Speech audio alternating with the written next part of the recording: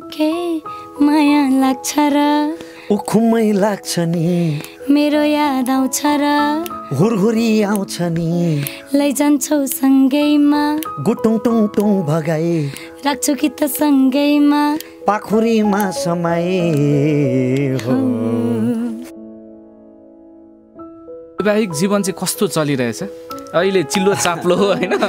पहिले भन्दा फरक देखिन्छ कि रमेश सरलाई? सन्तोषम परम सुखम भन्छन्।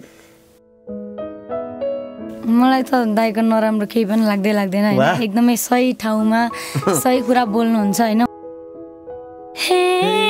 रिङ्के बुङको रागोलाई चुङ्के बुङको चुलसिल तापले जुङमा ताकेर काले बुङमा काटेर अरुण तमर तरुला तिते फापर छरुला फुला लाउला केसरी खाउला बेसरी आहै फुला लाउला केसरी खाउला बेसरी। तपाईँको आवाज चाहिँ म मिल्ने भए लुटेर लाने थिएँ। मलाई त्यति धेरै उहाँको आवाज मनपर्छ, उहाँको त्यति डाइहार्ट म फ्यान हो। म कुनै पनि हालतमा सङ्गीतको योग्य पनि होइन, मेरो सङ्गीतमा त्यत्रो धेरै प्रतिभा पनि छैन, फकत म बाथरुम सिङ्गर मात्रै हो, ख्याल ख्यालमै झन्डै गायक भएँ। टुना गरेर दम छ कि लैजाने सिउँदो भरेर। वो अलिकति उचाइमा पुग्ने बित्तिकै एक प्रकारको एटिट्युड होइन, ओ गर होइन लाइक यस्तो खालको चाहिँ बोल्दाखेरि पनि एक प्रकारको बेग्लै उनीहरूको चाहिँ काठमाडौँ गाउँबाट कान्तिपुर आउने बित्तिकै बोली फेरिनुपर्ने, नाम पनि फेरिनुपर्ने, निकनेम राखिनुपर्ने, भेट्न पनि उनीहरूलाई चाहिँ प्रधानमन्त्रीलाई जस्तो मुस्किल हुने होइन। त्यो एक प्रकारको अहङ्कार हो जुन एलिनामा छैन। भरसक म गाउँदिनँ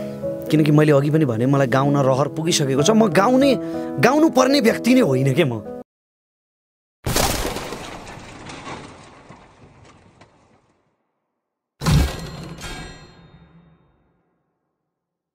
दर्शकबिन यति बेला हामी काठमाडौँमा छौँ र आज एउटा फरक गीत रेकर्ड भएको छ, जुन गीतमा चाहिँ एकदमै प्रखर वक्ता भनेर चिनिनु भएका रमेश प्रसाई र चर्चित गायिका एलिना चौहानले स्वर दिनु भएको छ। एकदमै राम्रो गीतको बारेमा आज हामी कुराकानी गर्नेछौँ। आउनुहोस् उहाँहरूलाई स्वागत गरौँ। स्वागत छ यहाँहरू दुवैजनालाई। धन्यवाद। रमेश सर, हजुर, गीत रेकर्ड भयो आज, कस्तो फिल भइरहेछ? दुईटा कारणले म प्रसन्न महसुस गरिरहेको छु। एउटा, एलिना चौहानलाई म हाम्रा पूर्वका साङ्गीतिक ताराहरूमध्ये एक भन्न रुचाउँछु। उहाँको अत्यन्तै सुन्दर अद्भुत गायकी। मैले उहाँलाई भने पनि यो तपाईँको आवाज चाहिँ म मिल्ने भए लुटेर लाने थिएँ। मलाई त्यति धेरै उहाँको आवाज मनपर्छ, उहाँको त्यति डाइहार्ट म फ्यान हो। त्यो कारणले उहाँसँग गाउन पाउनु एउटा मेरो लागि गौरवको कुरा हो श्रोताको हिसाबले। र अर्को हिसाबले गीत गाउने लगभग मेरो रहर पुगिसकेको हो विविध कारणहरूले गर्दाखेरि। तर तथापि अब मेरा अनन्य मित्रहरू हाम्रो भास्करजी र किशोरजी उहाँहरूले अब गाउनुपर्छ, तपाईँले गाउँदा राम्रो हुन्छ, गीत राम्रो बन्दैछ भन्नुभयो। कहिलेकाहीँ आँखा पनि चिम्लिनुपर्छ, साथीहरूले राम्रो भनेपछि राम्रै हुँदै होला होइन भन्ने पनि भयो। र जब गीत गाउन आइपुगेँ, शब्द सुनेर सङ्गीत सुनेर चाहिँ मलाई साँच्चीकै गजब लाग्यो। गजब बनेको छ यो गीत। एलाजीलाई के लागिरहेछ? कस्तो बन्यो? रेकर्डिङ कस्तो भयो? रेकर्डिङ राम्रो भयो। अनि हाम्रो कृष्ण उदासी दादा र गौरव दर्पण दादासँग पहिलादेखि नै काम गर्ने भनिरहेको थियौँ होइन, त्यो मौका पनि जुर्यो। अनि रमेश दाइ चाहिँ अब एकदमै रेस्पेक्टेड हुनुहुन्छ मेरो लागि होइन, हेरिरहेको हुन्छु उहाँको पनि। अनि उहाँसँग रेकर्ड गर्न पाएर पनि एकदमै धेरै खुसी छु। जे होस्, एकदम खुसी लागिरहेको छ यो गीत रेकर्ड गरेर। जस्तो यो गीतको प्रसङ्ग अलिकति मैले यहाँ खोल्न चाहेँ होइन। धेरैजना रमेश प्रसाईको फ्यान, हजुर, तर रमेश प्रसाई एलिना चौहानको डाइहार्ट फ्यान, यो पनि खोलिदियो होइन। यो कुनै एउटा प्रसङ्गमा रमेश प्रसाईले चाहिँ म गीत गाउन चाहन्छु भन्दै गर्दाखेरि हामीले यो ल रेकर्ड गरौँ है भन्दाखेरि होइन, मैले यसरी भनेको हो। मैले के भने, रिङ्केबुङको रागो आइसकेपछि अनि साथीहरूले मलाई गीत गाउने हो भनेर प्रस्ताव राख्दाखेरि म गीत गाउनै चाहन्न, मलाई रहर पुगिसक्यो। रिङ्केबुङको रागो त त्यो अर्कै लेभलको गीत हो क्या, त्यो सुरेश गन्धर्वको कालजयी गीत हो। र त्यो गीत पनि बचाउँ गायक पनि बचाउँ भनेर त्यो रिङ्केबुङको रागो गाइयो र त्यसमा हामी केही हदसम्म सफल पनि हुँदै गएका छौँ। र मैले के भनेको हो भने, रिङ्केबुङको लेभलको अर्को गीत मैले आजसम्म भेटेको छैन, तर एलिना चौहानसँग हो भने चाहिँ गाउँछु एउटा, किन त्यो उहाँको गायकीप्रतिको मेरो सम्मान हो। एलिनाजी तपाईँको डाई हार्ट फ्यान होइन रमेश प्रसाई अब नचिन्ने को छ र होइन यति धेरै मान्छेले चिनेको एकजना प्रखर वक्ता तपाईँको डाई हार्ट फ्यान तपाईँसँग गीत गाउनु भयो यो हिसाबले चाहिँ तपाईँलाई कस्तो लागिरहेछ कि मलाई त एकदमै कस्तो लाज लागिरहेछ फर्स्ट टाइम होइन किनभने यति धेरै तारिफ यति धेरै कसैले पनि गरेको थिएन मेरै अगाडि होइन दाइले आएदेखि नै भनिरहनु भएको छ म त के भन्नु जस्तो पनि लागेको छ नि एकदम खुसी पनि लागिरहेछ क्या मैले अहिलेसम्म अब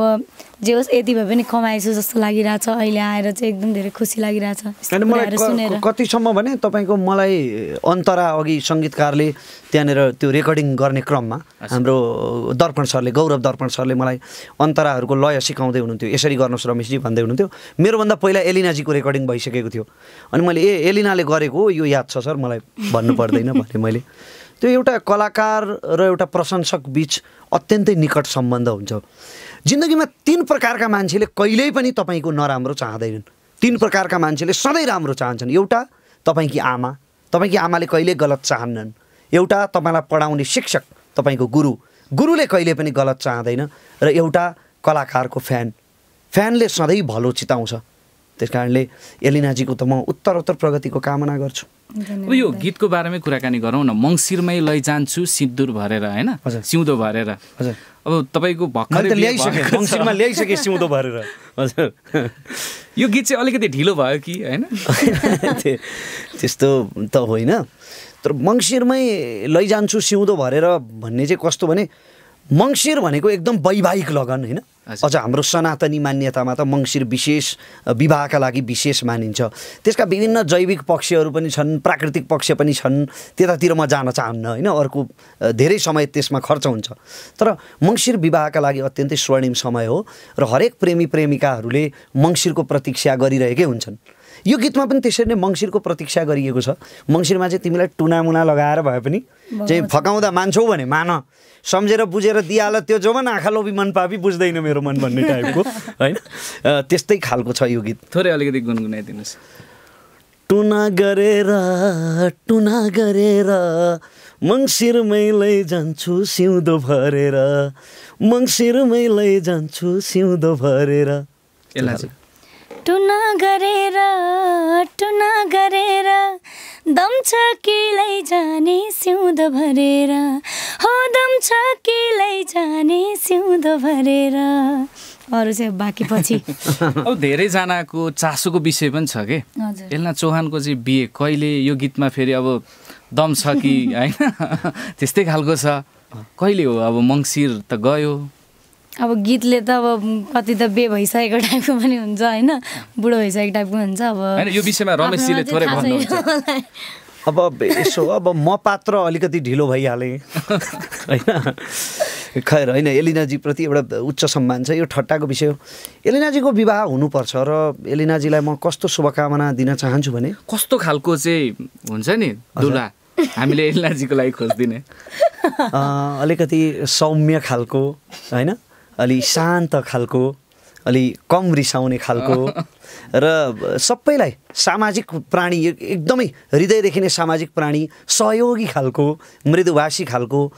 मेरो हिसाबले त कुनै मिडिया कर्मीसँग उहाँको विवाह होस् भन्ने मेरो इच्छा छ मेरो व्यक्तिगत इच्छा त्यस्तो छ हो के भन्नुहुन्छ एलिनाजी तपाईँ खै अब त्यो पछि थाहा हुन्छ त भविष्यको कुरा हो होइन कहीँ कतै लक्षण त्यस्तो के छ रमेश सर होइन लक्षण छैन तर मेरो अन्तरले के भन्छ भने एलिनाजी जतिको प्रतिभालाई बचाउनका लागि पनि एउटा मेरुदण्डको आवश्यकता छ बलियो मेरुदण्डको र मलाई एउटा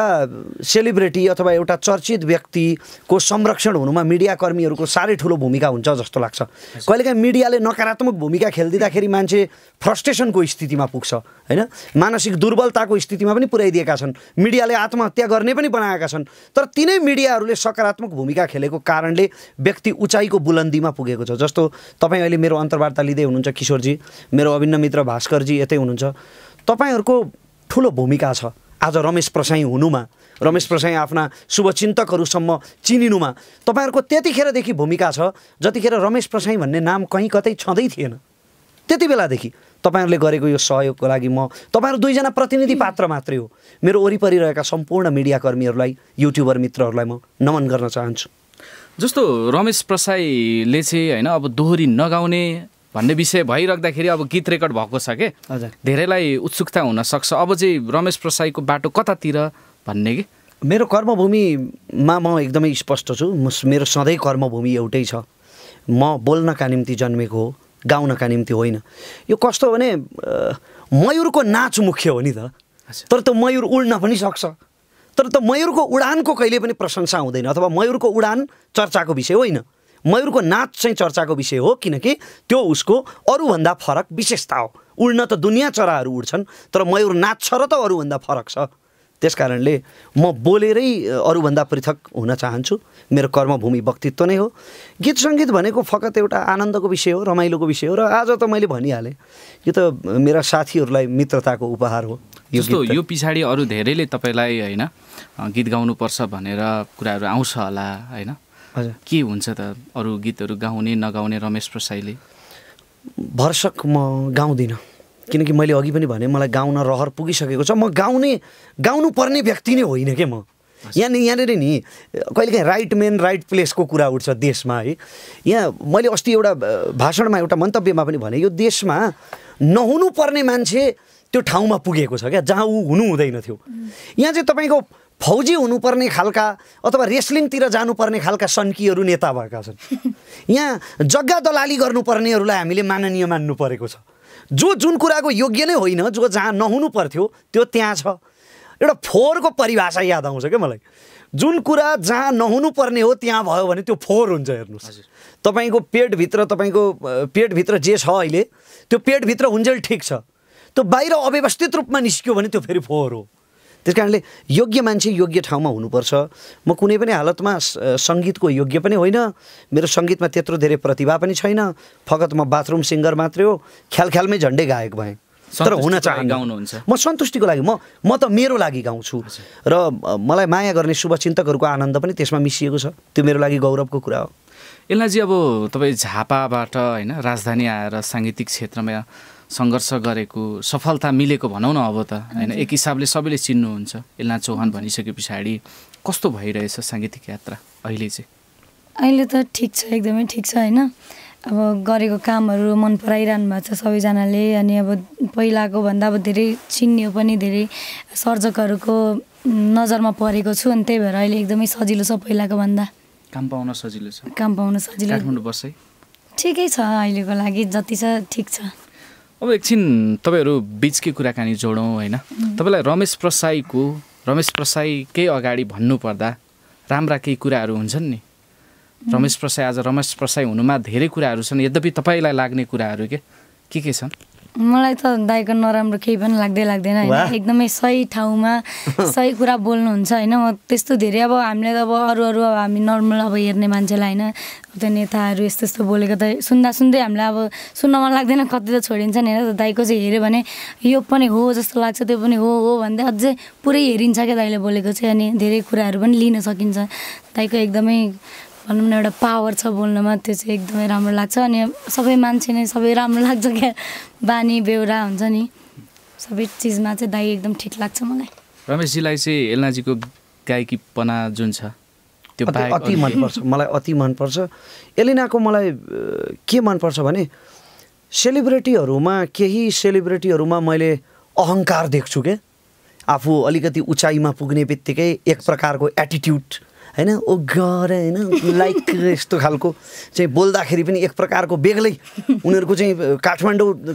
गाउँबाट कान्तिपुर आउने बित्तिकै बोली फेरिनुपर्ने नाम पनि फेरिनुपर्ने निकनेम राखिनुपर्ने भेट्न पनि उनीहरूलाई चाहिँ प्रधानमन्त्रीलाई जस्तो मुस्किल हुने होइन त्यो एक प्रकारको अहङ्कार हो जुन एलिनामा छैन र हुनु पनि हुँदैन किनभने आज तपाईँको जहाँ सगरमाथा छ त्यहाँ कुनै बेला 33 महासागर थियो किशोरजी महासागर त विस्थापित भयो भने हामी जाबोको औकात के हो र के को अहङ्कार देखाउने के को घमण्ड गर्ने छ के र हामीसँग जबकि हाम्रो जीवनको त कुनै टुङ्गो छैन यो सेलिब्रिटी हुनु चर्चामा आउनु भनेको यो बचाउन सकेन भने 4 दिनको चाँदनी हो त्यसकारण अहङ्कारले जहिले पनि विनाश निम्त्याउँछ एलिनाको त्यस्तो विनाशकाले विपरीत बुद्धि छैन उहाँमा अहङ्कार छैन मृदुभाषी विनम्र हुनुहुन्छ मलाई त्यो मनपर्छ ठिक छ हामी लगभग यो कुराकानीको अन्तिममा छौँ होइन अन्तिममा अब रमेश प्रसाई भन्ने बित्तिकै रिङ्केबुङको राङो है धेरैले रुचाएको यो गीत चाहिँ एलिना र रमेश प्रसाईले सँगै गाउँदाखेरि कस्तो सुनिन्छ धेरैलाई पक्कै पनि मनपर्छ होला दाइले गाउनुहुन्छ नि फेरि तपाईँकोबाट म उठाउँछु ल हे रिङ्के बुङको रागोलाई चुम्के बुङको चुलसिल तापले जुङमा ताकेर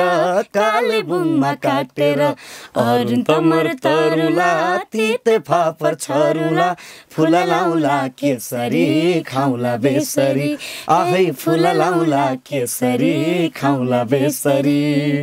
अर्को एउटा अन्तरा सुन्नु न मजा आयो अन्तरा गाउन आउँदैन रमेश सरले गाउनुहुन्छ तपाईँले उठाउनु न कस्तो अप्ठ्यारो लिरिक्स मधेसको महिना चरीले कै चर्ने लाचे पिर बोकी मुटुभरि बगर बगर नाचे आधा माया फुर्मा सेबो आधा माया साँचे त्यही मायालाई ठेगान लाउन आजसम्म बाँचे हे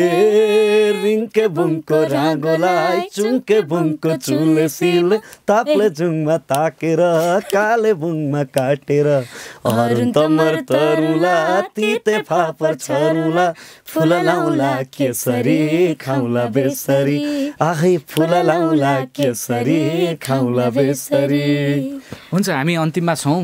रमेश सर अन्तिममा वैवाहिक जीवन चाहिँ कस्तो चलिरहेछ अहिले चिल्लो चाप्लो होइन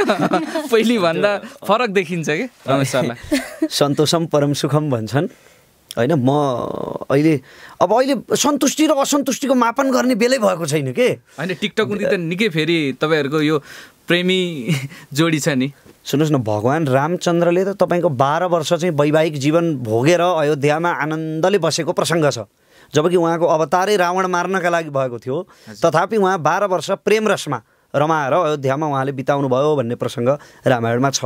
भगवान् रामचन्द्र त त्यसरी श्रृङ्गार रसमा त्यत्रो वर्षसम्म उहाँ अल्झिनु भयो भने